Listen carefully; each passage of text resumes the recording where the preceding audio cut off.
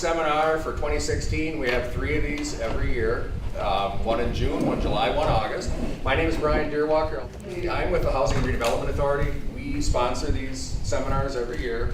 We have various loan programs for residents in Bloomington. If you have any questions or would like more information, you can go to this website here, bloomingtonmin.gov, and then just put in keyword HRA or /HRA, and you can find out more about when our seminars are, about our rehab loan programs if you're interested in applying. A lot of good information, so go ahead and check that out. So with that, I think I'll turn it over to Paul. Paul has been with Kelly's for 33 years. 33 years. Got a lot of good information. I'll turn it over to you. Hi. So tonight I'm going to talk to you about decorative concrete and some of the benefits to it and what we have to offer as our company. I've been doing the company's been in business for about 33 years. I started in Bloomington.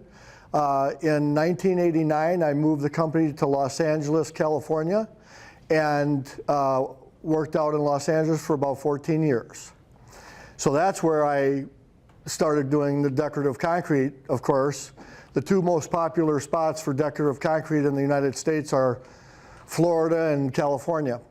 So my first job for stamping was I stamped a street for about 100 feet, and it was just amazing for me to see the final product and how it looked. And that was about 20 years ago. I have a fellow that gives me a material supply company, and he said, Paul, why aren't you as passionate about overlays or what he sells as stamped concrete? And it's like, well, I just am not, that my passion is to do this work. As you can see, it's beautiful. What you're able to do with stamped concrete is create a pattern, and the possibilities are up to 100 different patterns. Color-wise, they say now there's over 1,000 different colors to choose for concrete. So I can make concrete look like, to go with your siding, to go with your brick, to match your roof, to match rock in your yard. So the benefits, let's just say compared to pavers, are that I really can do an awesome job with making it look really nice with the house. So the benefits to it are, the appearance, of course, is incredible. This picture here is a pattern that I do often. It's probably 7 out of 10 jobs I'll stamp this pattern. This is called Old Granite. It's a Pro-Line stamp. And, people look at it and they're like, my gosh, that looks like, it's stone or rock. So it's really an incredible looking surface. So the procedure when we do it is we talk to the customer, and I'll walk you through going over to someone's house and selling it. So the first thing we determine is pattern, and then we determine colors. So I will take this color chart. I've been told I'm a color expert, which is good. So I'll hold this up to the siding or to the fence or something, and within minutes, I'll be able to determine what colors I think will work with the house. Now, having said that, ultimately the customer picks the color, and I'll tell you why. Because at the end of the day, if I pick the color and they say after it's done, well, Paul, I don't like the color, then I'm in trouble. So I refer the colors, I give them choices, I say this is what I think looks good, and most of the time we're on the same page. Now it's funny, some people, in the last 7 days we've stamped probably 4 jobs. And one customer will take 2 minutes, and another customer will take 10 days. Or 2 months. So by the time we get back to them, we say, look, come on in. Hi. we say that, you know, look at, by the time we're getting close to pouring the concrete, we'd like to have the color picked out. So once they pick out a color, then we pick out a release color that is darker than the color that they pick out. So is that color in all of the concrete? Yes, that's my wife. So yes, so there's two ways to color concrete when you're stamping it, and I've always done the right way. It's called the integral. You put at the ready mix plant, they add a liquid color, and so what happens then is the truck now mixes that color into the whole load. So you're not putting a topping of a color on top of regular concrete. What you're doing is that whole entire load has canvas for a color. Why is that better? Well, thank you for asking that. So if the concrete through the years gets a chip or a whatever, now just that top 1/16 of an inch has that color, so below it is white concrete. So now you won't be able to see that color, and it looks unsightly. Any more questions from you right now? So when I pick a release color, we pick a color that's 2 shades darker than the concrete color that they pick. So for instance, they pick canvas, is this one here, and then I would release it with, let's say, a nutmeg. That's called antiquing it. So when you antique the surface, you see in the texture and in the veins of that stamp that it has a different shade. It's darker. You don't want it to look all even like it's a painted surface. You want to make it look like it's got more than one color, because when you look at rocks, they always do have more than one color.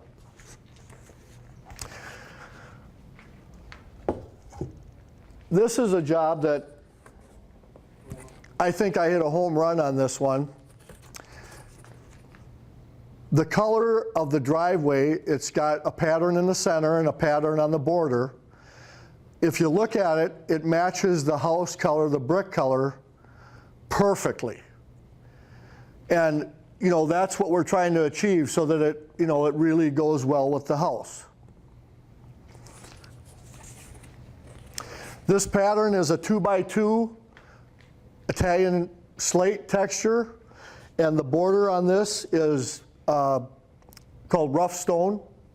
And so we'll pour that border first, and then once we're done pouring that border and finishing it and washing it off, sealing it, then we'll pour the inside of the driveway. This driveway is actually a horseshoe. You're not really getting the full look of it, but that's what I was able to capture, is just, you know, part of the driveway. If you've ever had Sweet Martha's cookies, her partner, we did his pool deck. And when he said red, I said, well, are you sure you want to do red? And he insisted on it. Red is a little bit bold, and sometimes it can be, you know, a little overbearing. But now in this case, you know, red brick along the side. Then the pattern on the outside for the majority of the pool deck is called English York stone. And that's one of my favorite patterns. I had a customer, one of my first jobs of the year this year. She lives over off of Auto Club, and she was interested in a pattern, and it looks fairly similar to this pattern. This pattern is called Ashlar Slate, and it's a little bit busy, and of course, you know, I wanted to let her know that there was other patterns to choose from, and so, you know, options are a good thing. I sent her to 3 different jobs, and she ended up picking one of my favorite patterns is English York stone. The joints are kind of radiused. It's really a nice look. So this particular stamp job, we stamped with ashlar slate. This was quite a few years ago. And we actually incorporated some natural bluestone pieces in the job itself. So I literally shoved them down in the concrete, got them to the right elevation, and was able to give them a look that not only had stamped concrete, but some natural stone.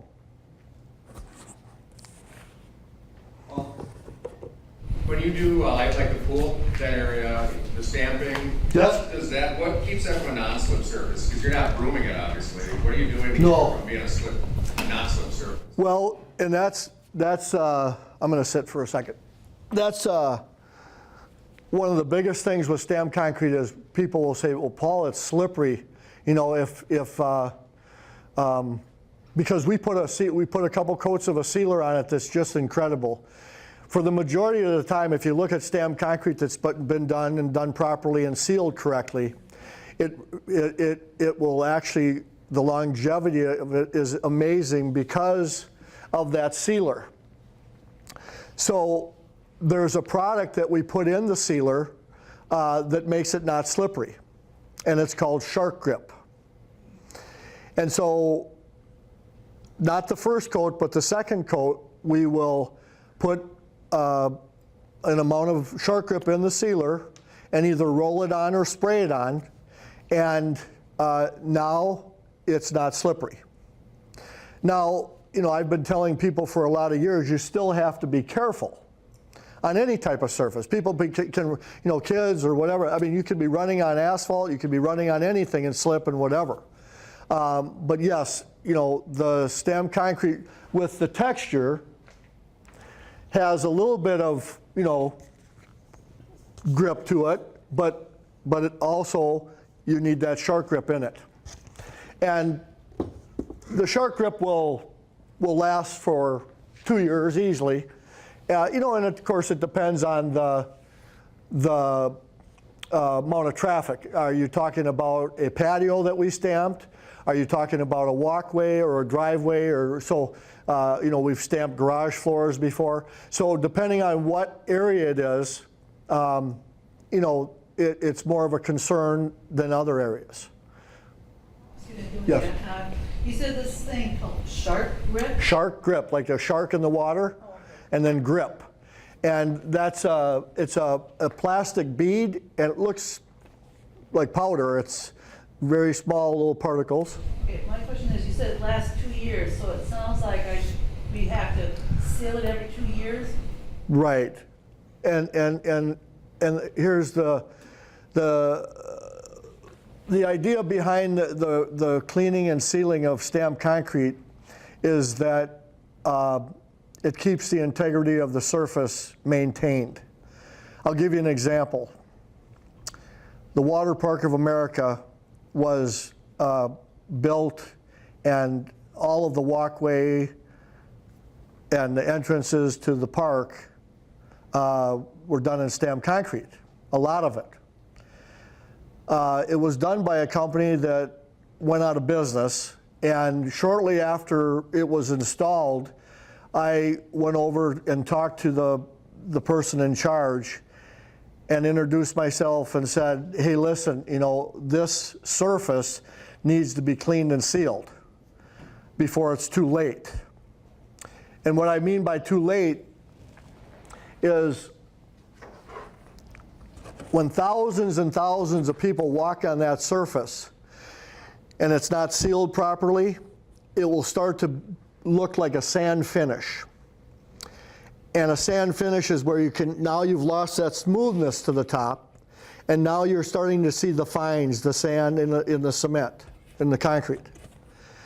So for the last, I don't know, 8 years, we've talked to the person over there in charge, and he's like, Paul, you know, maybe next year, or we got new management coming in. Well, now it's too late.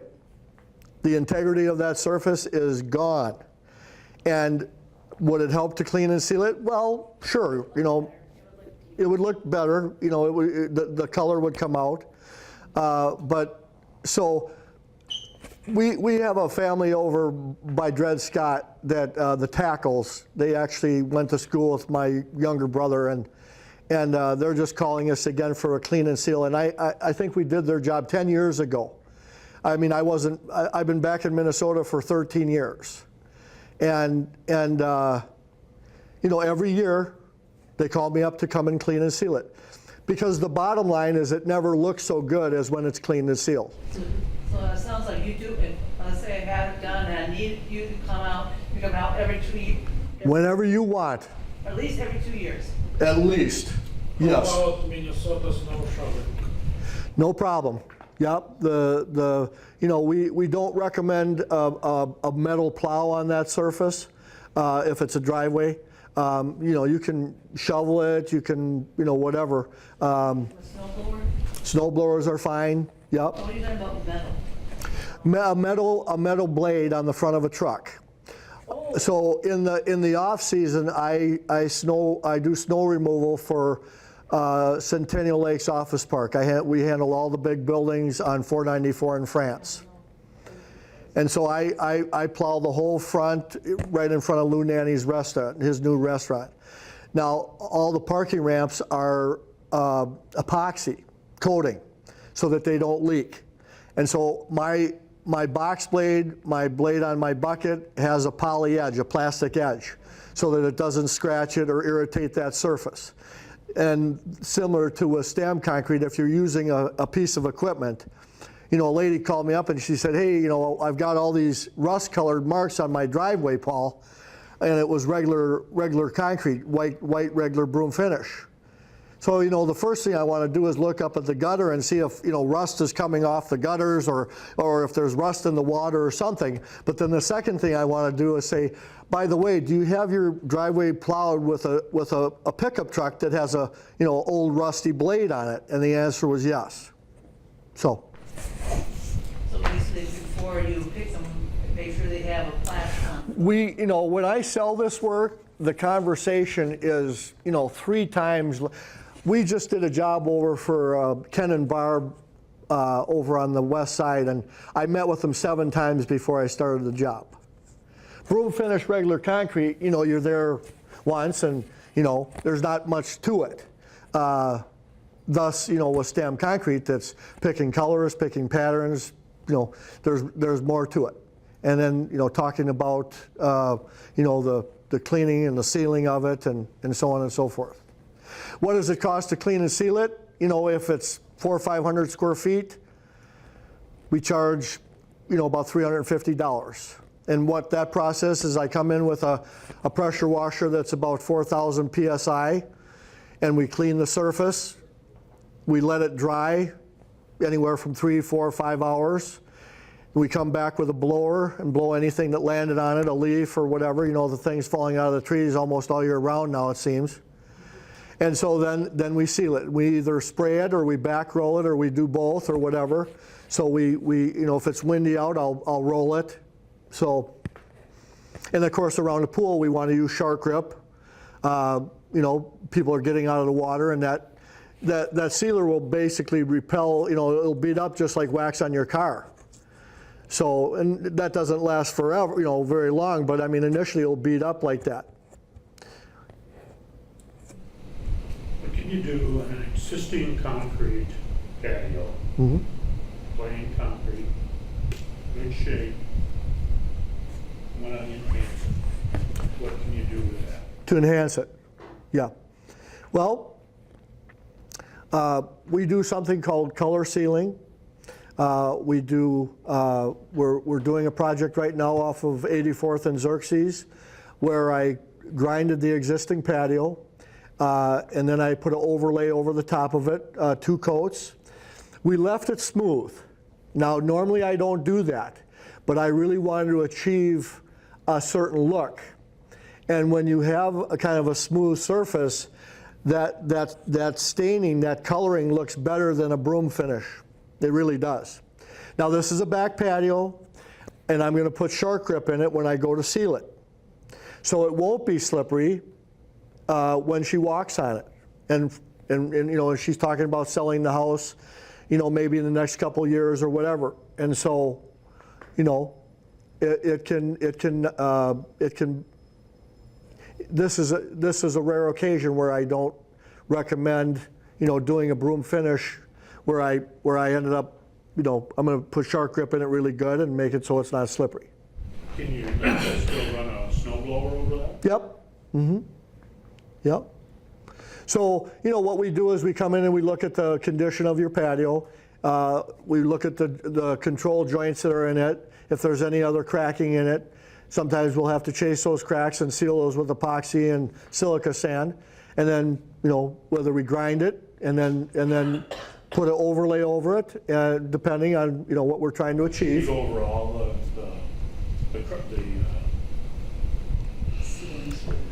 The joints? The joints? Yep. You go right over the joints? Right over the joints, and then we can clean them up, and so. You go over them to recut them?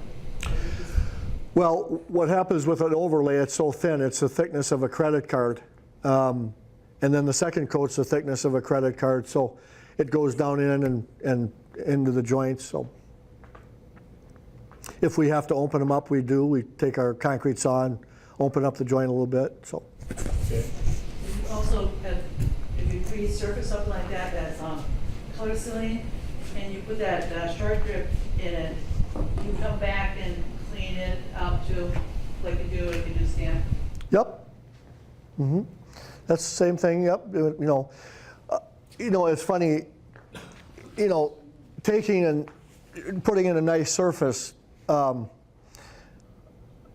People end up coming out and cleaning it more often than when it was an asphalt driveway, or, you know. I just did my neighbor's driveway, and the wife came out and she said, you know, Paul, I never thought I could be excited about a driveway, this excited about a driveway. I said, well, I did a couple of these in Beverly Hills, and, you know, they loved them. And so the last 12 feet, I stamped the whole entire width of the driveway. And the beauty of the driveway is it came in and it turns like that. So there's character to the way it looks as far as the shape. We stamped the compass in up towards the center, you know, so turned out really nice. Question? The English Orchard photograph there, let's say that's a very large pattern or stamp, you know, color. Thousands of years from now, when it's going to crack, will it follow the contours that you see in the look that you're looking at? So when I first saw stamped concrete, and you know, I grew up in the curb and gutter to start out with. And you know, we put a cut in the curb every 10 feet. We did the sidewalks, we cut it every 4 feet. And controlling cracking in concrete is one of the most important things to do. So when I first saw the Bowmanite stamping and whatever, I was out in Minnetonka and I looked over and I saw this thing, this stamp work. And stamps have come a long ways. But anyways, I saw it and there was not much control joints in it. And there was no saw cutting in it. So I said, well, how is that going to work? No section of concrete, you know, nowadays I say, you know, 7 by 7. We make the sections in a driveway or patio or whatever. 7 by 7, 7.5 by 7.5, whatever. But if you look at this, you know, there's the control joint right there. Oh, okay. Okay, and there it is again, right there. So it interrupts the pattern a little bit, but the bottom line is, we need to control the cracking in it, because no matter how nice a surface looks, and I've been saying this for years, especially when I got to California, is that once you have a crack is a crack. You know, people talk about the reinforcement, wire mesh, rebar, whatever. I put what's called fiber mesh in my concrete, Buckeye fibers. They're called Buckeye fibers, they're incredible. So people think, well, I put you know, steel in it, or I put wire mesh in it, and it's still cracked. Well, those products will not prevent concrete from cracking. They'll just hold the crack together. Well, once concrete cracks, whether it's a hairline crack or it's, you know, a 1/4 inch wide, it's a crack. So that's why we typically do a lot of control joints in our work. and sometimes I'll chase them with a saw the next day or whatever. But we go down about 1/3 of the thickness. One of the things that I've done in the last years is I started pouring my concrete 5 inches thick. So by pouring 5 inches thick versus 4 inches, you've made the strength of that concrete 50% stronger by adding that 1 inch. And the way you can kind of tell that is if you swing a sledgehammer on 4 inches, it'll feel a certain way. Now, once concrete starts to get thick and you swing it on top of it, it'll bounce back up. So that's kind of a simple way to describe it. So we pour concrete 5 inches thick with Buckeye fibers. We tool joints, and then we make sure we cure it properly. And then I've done the best I can. Now, we live in the frozen tundra. I was telling him earlier, I promoted Chariots of Fire. Back when I was 23 years old, I got the chance to do it. I handled the East Coast. And as soon as I said Minnesota, people started laughing. That's all I had to say. I was from Minnesota. So, you know, you're in a climate here where the temperature can get 20 below. You have a lot of freeze and thaw cycles. You have, you know, some extreme temperature changes. And so, but we know how to work around that stuff. I'm going to pour Saturday morning.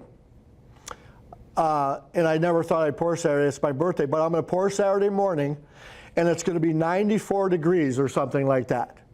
Now, people say, whoa, that's really hot. Well, I'm going to pour at 7. It'll be 65 degrees. We'll be done in about 1.5 hours, pour in the driveway, or 2 hours.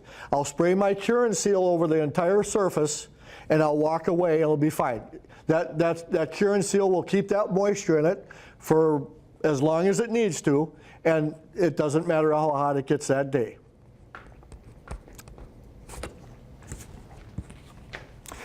So I just poured a set of steps today that made these look small.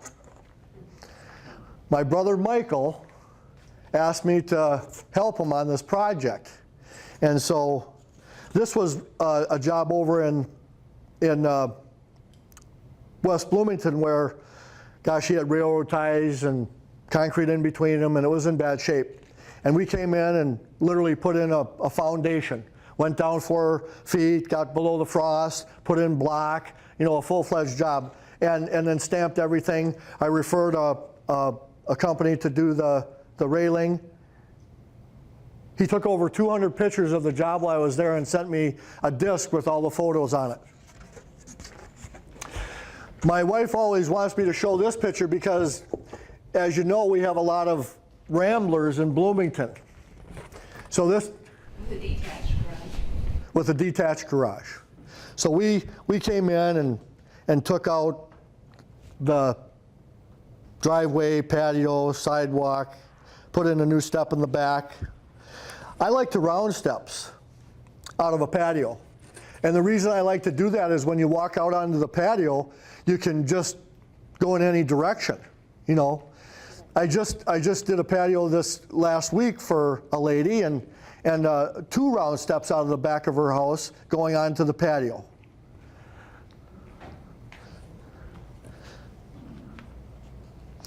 This pattern is called random stone. It's like the second pattern I ever bought. If you got boulders in your yard or big rocks or fire pit, I did, you know, do a lot of fire pits with that look.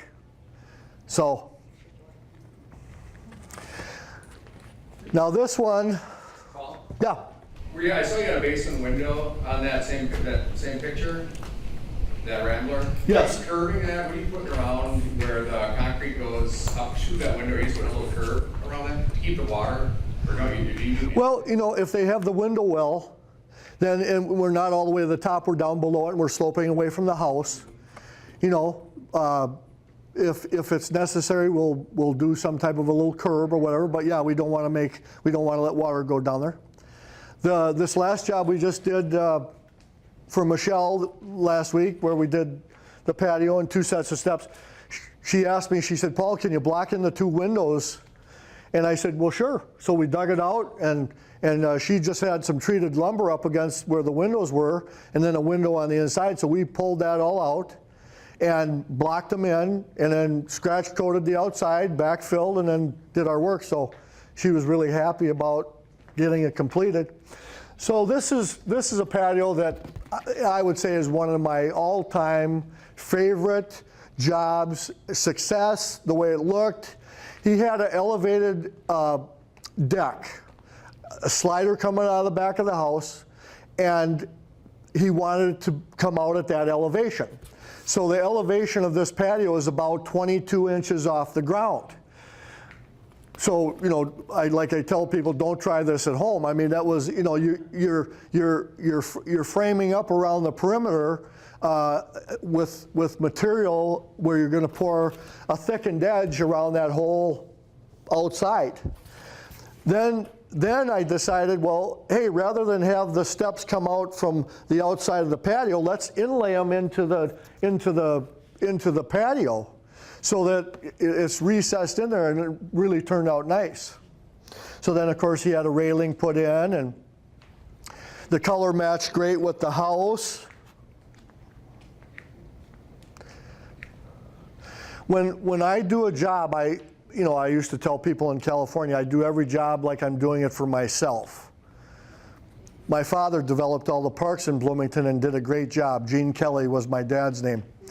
And so, you know, my passion to do a great job like he did with the parks. So. Does the grading company come after you finish your job or before you start? Grading company. My company? Rails. Oh, the rails, yeah. Well, years ago when I do steps, I thought we would just put them in place and try and maintain them. That's not how you do it.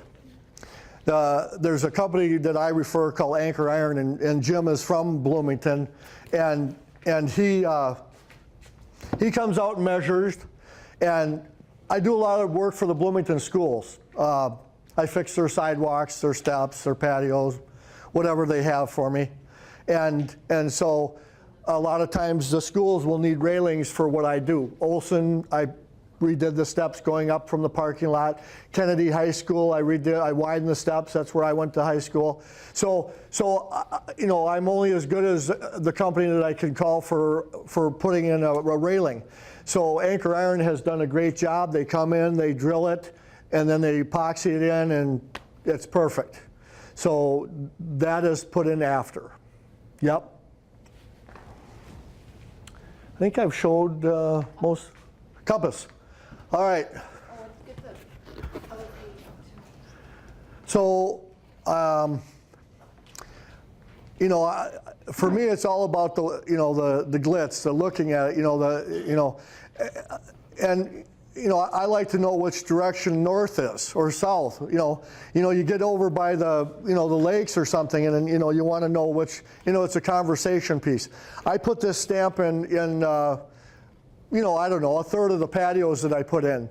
I just put it in my neighbor's driveway, and so what we do is we stamp it in, and I also make tables that look like this. Different colors too. Yeah. So. Paint it however you want to do it. Yeah. So I color them. So. What's the diameter of it? 4 feet. They also come in tables. Yeah. My stepping stones, I make them look like rocks in the ground. I did them in Beverly Hills for a lady. She came outside. She said, "Paul, they're way too big." I said, and then a couple days later they were fine. Once you put grass around, we make them so that they're about 6 inches apart. And if you don't want a full-fledged sidewalk or something like that, if you want to go from one spot of your yard to another, but you don't want a sidewalk, but you want to walk on hardscape, so stepping stones. I thought I colored this one really nice. This guy said my work was phenomenal. I made it look like wood. He decided he wanted some of the colors changed, and I changed them. It doesn't look as good now. So he's calling me back to come back, and he said, "Paul, your work is phenomenal." And that was a great word. Thank you. I appreciate that. Color staining sort of touched on the green shirt trophy. Okay, so three of my neighbors. We live as you come into a cul-de-sac on Riverview off of Old Shakopee, and you know, if you have a step that's 10, 15 years old, 20 years old, but in nice shape still, and steps are typically in nice shape unless they've come away from the house or what. Typically they don't crack, they're poured a thickness where they don't get cracks in them. We can pressure wash that, we can color seal it, and really, you know, make it look nicer. It's, you know, by just adding a color to it. We'll color it, you know, the color of the back of this chair, or coffee color or whatever. So there's a lot of, you know, different things that you can do to concrete. Now we do something called a reflector floor, where we pour epoxy and we mix a metallic color in it, a couple different colors, and that's an interesting looking floor. We've done basement floors, I've done some lofts downtown, so I do a fair amount of color sealing. And what? The book. Oh, before and after. We'll start here. I'm starting to do it there. It's the color staining, just staining on like a front stoop. And there it's done. So it looked like that. So I put new sidewalk up to it, and so I wanted to get it closer to that look. I didn't want to leave a white step.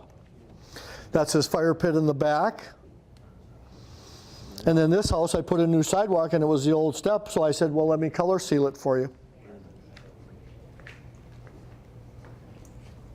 So with a color seal, it's just in the seal itself. it's on the surface. After And you've cleaned it. yes, and I've got some that are, 4, 5, 6 years old now that still look really good. Because you clean and resurface it.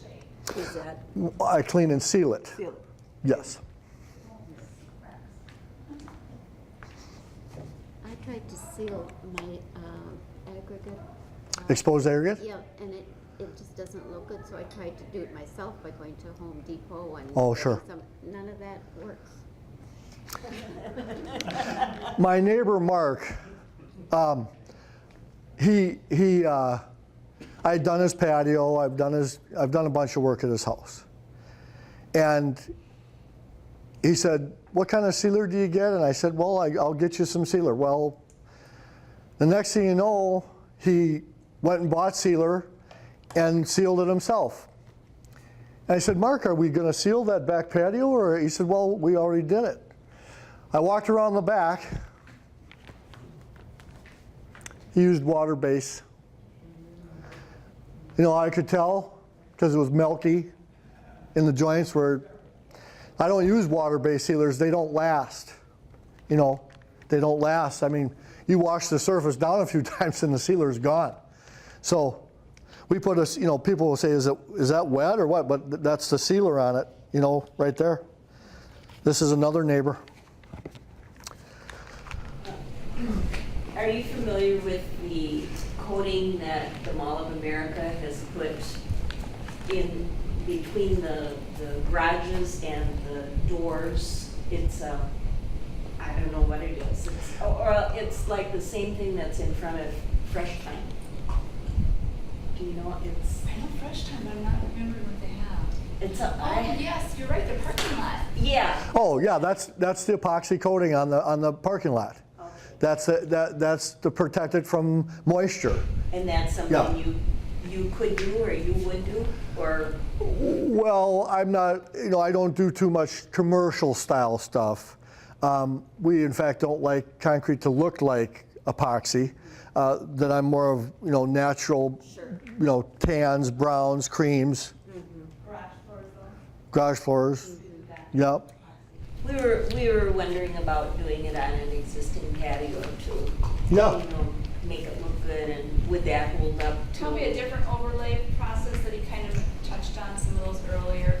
Okay. That are more natural looking and either get the concrete sheets like a groove finish or get it to be a color. But it would have that non-skid, whatever. Yeah. I mean, because that's obviously what they've done there. There's a couple colors. I stamped Barnes and Noble out at Ridgedale, and so they're barn red, typically I don't like to stamp red colors. You know, you don't want the fire engine truck parked behind your house there. And I don't do grays a lot.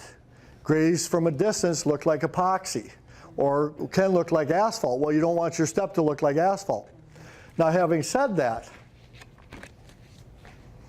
I just did a job on Crystal Bay in Minnetonka, and this was the lady that took a long time to figure out colors. Now, she remembers me telling her, don't use reds and don't use grays. But her house is gray, her stone has got gray in it, her trim is gray, everything is gray. And so I said, okay, we're at the point where you need to come and look at a job. Now, about 5 years ago, one of my longtime friends, Jeff Shannon, sold a job to a guy that he does work for, a guy flips homes. And Jeff went over to his house over by Oak Grove and framed up the patio and ordered the concrete and ordered gray. And I got there and said, okay, what color are we pouring? And he said, gray. I said, okay, here we go. You know, I didn't pick it. You know, that's whatever, your job. It didn't look too bad. It didn't look too bad. So back to the lady from Wayzata that I finished hers 2 weeks ago, I finally got to the point where, okay, let's go look at 3 jobs. Took her to one I was still working on. She actually watched me put a coat of sealer on it. Did a job for an engineer from Bloomington, city of Bloomington. Second one, I took her over to this particular job. Now, he hasn't cleaned and sealed it. It's been 5-6 years. It looks dull. So I said, hey, let's get some water. I squirted water on the surface, and water will bring it back to somewhat of what it looks like when it's cleaned and sealed. It'll darken it. She liked it. Now I took her over to the neighbor's driveway I just poured, and she saw that color. So I took her to 3 spots. I said, by the way, I live right there in that house. She said, you know, Paul, I really like the gray. Okay, so we poured it. And, you know, it goes with the gray siding. It goes with all of that, you know. But from 50 feet away, it looks like epoxy or gray, you know, or dark, or, you know, I don't want to say the asphalt word, you know. But, of course, when you get up and you see the, you know, the texture, this is what it looks like. You know, that's the texture. But, you know, it's gray. So it's the color she picked was the lightest gray, slate gray, and I released it with dark gray. So you could see the highlight and the grooves of a darker color. Any more questions, or let's? Can you write your company name and website? Yeah, we can give you a card. And when you do a pattern, it does not repeat, right? A pattern? It doesn't repeat. If you pour in the really hot weather that's coming up, concrete driveway, and you don't use a sealer, can you water it? No. I'll tell you why. So if concrete could talk, I'll let you know this too. In 1987, I got a master's license from the city of Minneapolis in cement finishing, their master's license. And then I went out to Los Angeles and took their test, 250 questions. I got 4 wrong on the test. I studied all night. I knew everything by that time. I knew the business. So here's the problem with water curing concrete. Let's say I pour the driveway at 12 o'clock in the afternoon. I'm done at 2. So that would mean probably within 3 or 4 hours you should start getting it wet. There's a reaction when you mix cement and water. It's called, and it's hydration. You get, it's heat. It starts, you touch concrete and it's hot. There's a chemical reaction, it's heat. So the problem with water curing concrete is unless you're continuously, for 3 days, keeping that surface wet, you're not curing it properly. So the rule is if you don't cure concrete properly, it has the potential of only reaching half of its strength. So people say, well, Paul, what mix do you pour? Well, I pour a 4,500 PSI. Well, if I don't cure that properly and we get some extreme heat and that thing is baking in the sun, and the next day or 2 days later you see all these cracks, there are surface cracks, they look like a spider web, they're about the size of a quarter. That meant the water came out of it too fast. So water curing is a wonderful thing, right? It's a great, because now if there's water on the top, it's not allowing water to come out of the concrete, right? Once that water dries off the surface, if the concrete could talk, it said, hey, you just tried to fool me that you were going to cure me properly, and now you've stopped. Now that hydration thing goes twice as fast. And if you ever see a driveway poured, let's just use a driveway, and it was poured at 12 o'clock in the afternoon, and the next day at 12 o'clock, that thing is t-shirt white. T-shirt white. The water came out of it too fast. There is no more water in that, and I'll tell you why, because initially it looks gray. It's got the water, and it's got hundreds of gallons of water in that load. And if it's white the next day, that means all of the water came out of it too fast, and it's supposed to stand for at least 3 days. Now, It should be sealed then, is that what you're saying? yeah, so the simple way of, the technology with concrete is that we pour and finish it, we broom it, and within 15, 20 minutes, we were taking a Chapman sprayer and spraying this cure and seal on the surface. Now, it used to be just a cure. Now they have what's called a cure and seal. It kind of does both. It literally stays on. Curing used to dissipate after 45 days. Well, that was long enough for the concrete to reach its full strength and be cured properly so the water didn't come out too much. If you notice in the fall, if you ever see plastic on top of concrete, they'll cover concrete with plastic. Typically it's sidewalks or it's curb and gutter. Well, if it's going to get below freezing, they have to cover it, or if it's whatever, they're going to, But the plastic will cure it properly because the water will come up and hit that plastic and then stay on that surface. So it'll keep that moisture in. There's a lot of different ways to cure concrete. There's one real easy way, and that's to spray the cure and seal on it. You can take burlap sacks, you can pond it, you can do a ton of different things to cure it. But very important, one of the most important things to do to concrete is tool the joints properly so you don't get cracking, and to cure the concrete properly. And if it's not done, you don't know what you're going to get. We could have a core sample done, and they can crush it, and they can see what the strength of it was if a job wasn't cured properly. I make my tables, and I make my tables about 9,000 PSI. And so very strong, and they're only 2 inches thick. And I put a plastic fiber in it, and so eight or nine different ingredients as I put in to making these tables. And I say that I warranty them for 100 years. When you say put a plastic fiber, do you mix plastic fiber in the concrete, or do you put a mesh in there, or what? With this particular thing, I put what's called a plastic fiber. It's ribbed a little bit. In my regular concrete, I put what's called Buckeye fibers. And if you want to know what those are, just go online and look at them. They're pretty amazing. They look like a little square piece of paper.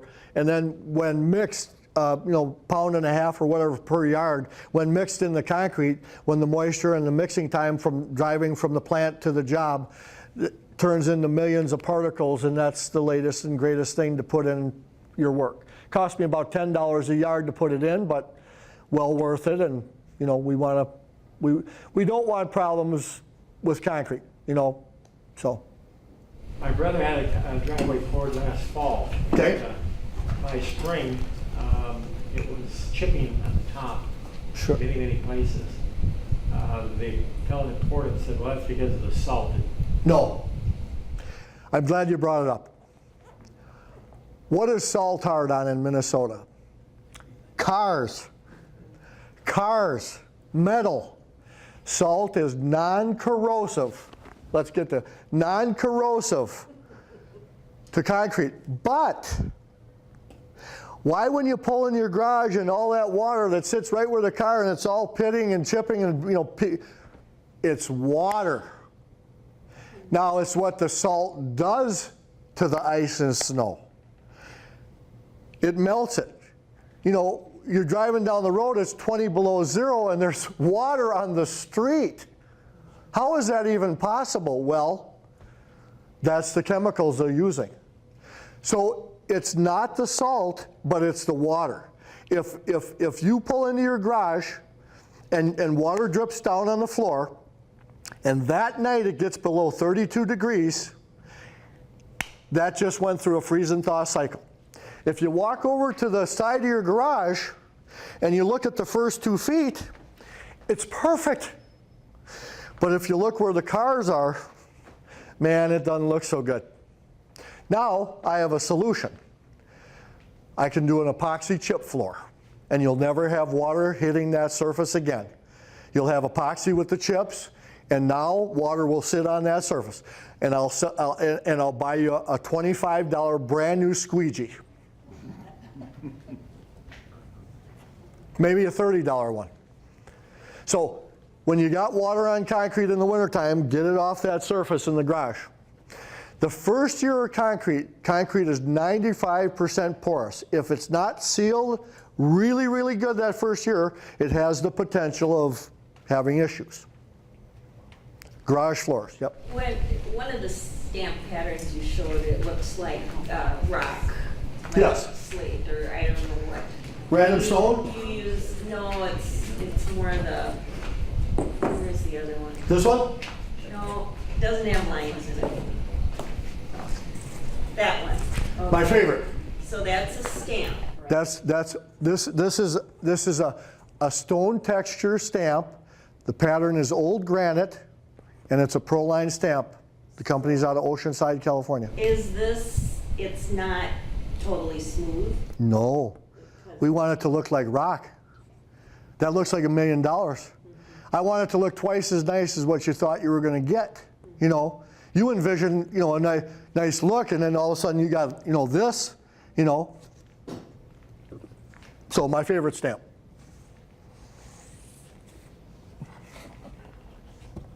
Yep.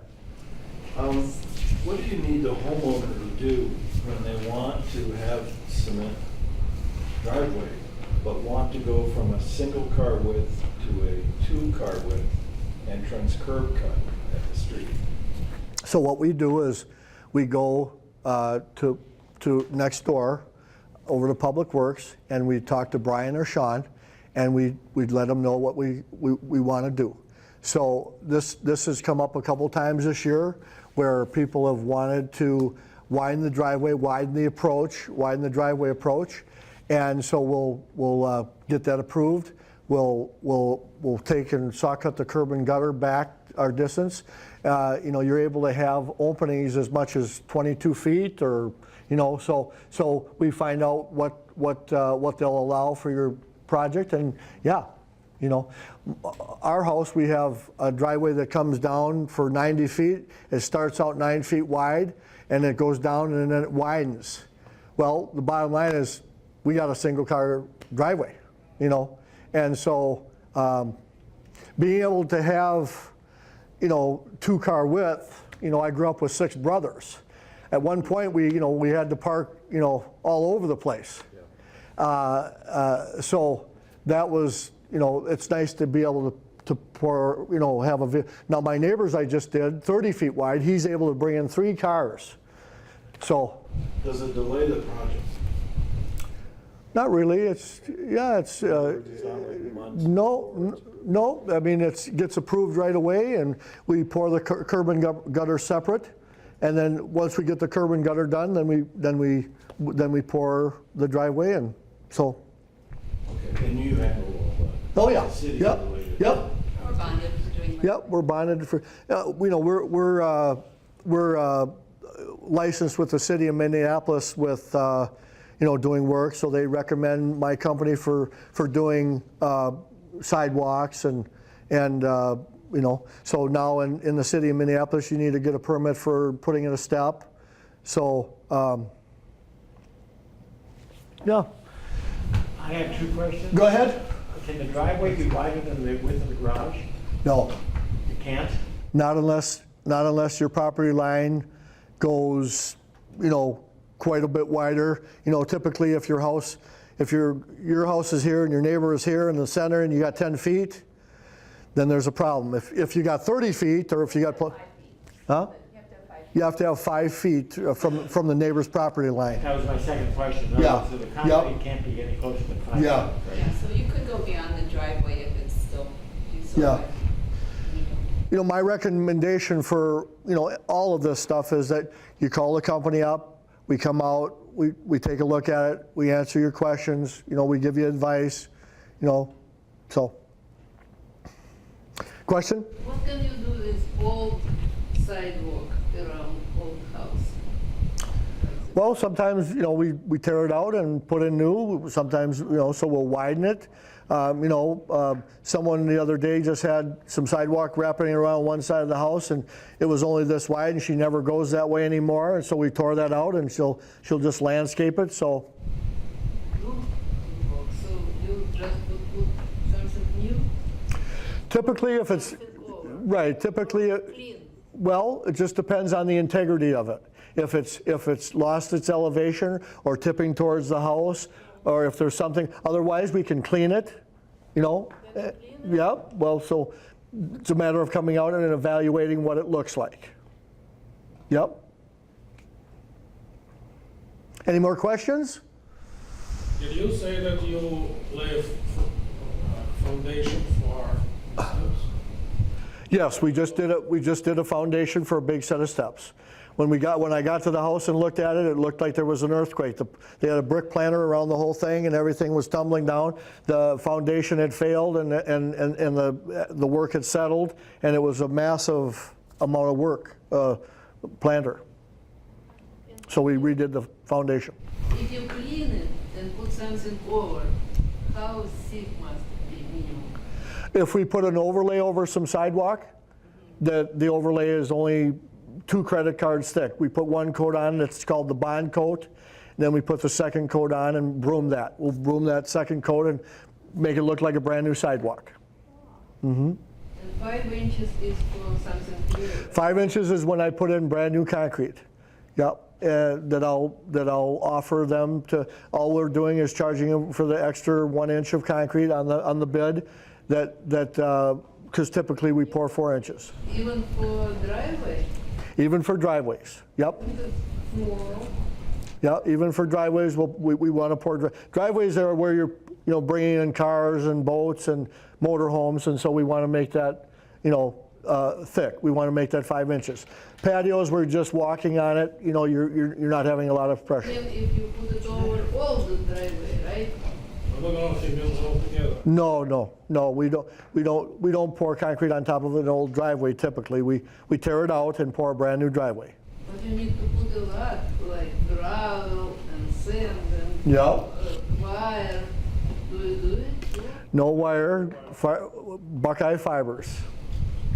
Ah. Yep.